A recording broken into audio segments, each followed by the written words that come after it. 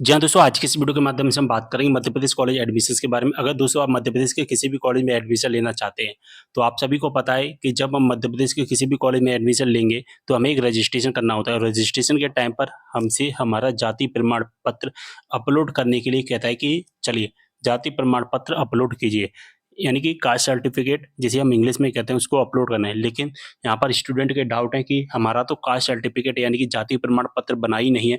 अगर आपका जाति प्रमाण पत्र नहीं बना है तो इस केस में अब आपका कॉलेज में एडमिशन कैसे हुआ? क्योंकि जब तक जाति प्रमाण पत्र अपलोड ही नहीं करेंगे, रजिस्ट्रेशन का जो स्टेप है वो आगे ही नहीं बढ़ेगा। तो आपको आगे क्या करना है मैं आपको बताना चाहता हूँ एक ऑफिशियल नोटिफिकेशन के माध्यम से। तो दोस्तों अगर आपका जाति प्रमाण पत्र नहीं बना है तो ऐसे केस में आप क्या करेंगे? तो जैसा कि देख पा रहे हैं कि जो जाति प्रमाण पत्र होता है वो अनुसूचित जाति, अनुसूचित जनजाति और अन्य पिछड़ा वर्ग यानी कि एससी, एसटी और ओबीसी का ही लगता है, आप सभी को पता है।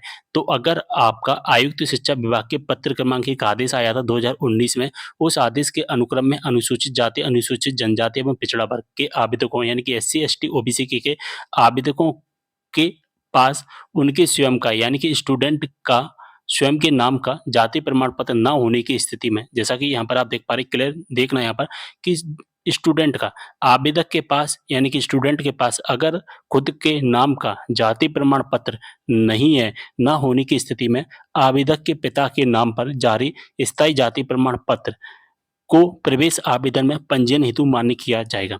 यानी कि क्या मतलब है कि अगर स्टूडेंट के नाम का खुद का जाति प्रमाण पत्र नहीं है, तो स्टूडेंट के पिताजी का, जैसा कि देख पा रहे हैं कि स्टूडेंट के पिताजी का अगर जाति प्रमाण पत्र होता है, तो उसको लगा सकते हैं यहाँ पर, या स्थायी जाति प्रमाण पत्र जो होता है पिता के नाम का, वो आप यहाँ पर लगा सकते हैं। दूसरे पैरा में लिखा गया है कि आवेदक का डिजिटल जाति प्रमाण पत्र ना होने की स्थिति में, देखिए अब क्या होता है ना कि जो जाति प्रमाण पत्र बनता है, वो डिजिटल जाति प्रमाण पत्र बनता है। पहले बनता था पहले हाथ से बनता था जिस पर सील साइन लगे रहते थे और हाथ से नाम लिखा रहता था, लेकिन अब कंप्यूटर से बनता है, उसे हम डिजिटल जाति प्रमाण पत्र कहते हैं।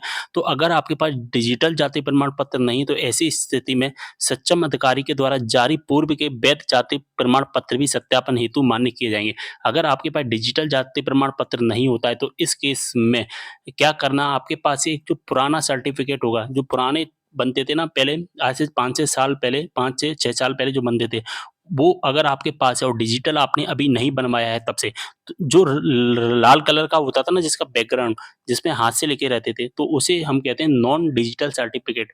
तो आप उसको भी लगा सकते हैं। तो बात समझ में आ गई। अगर आपके पास डिजिटल सर्टिफिकेट नहीं है तो आप अपना जो पहले वाला जाति प्रमाण पत्र लगा सकते हैं। अगर आपके पास में कोई भी जाति प्रमाण पत्र नहीं है तो आपके पिताजी का जाति प्रमाण पत्र होगा, उसको यहाँ पर लगा सकते हैं। ठीक है, बात समझ में आ गई। यहाँ पर एक ऑफिशियल नोटिफिकेशन के 6 नंबर के पैरा में क्लियर मेंशन किया गया है, आप ऑफिशियल नोटिफिकेशन भी पढ़ सकते हैं।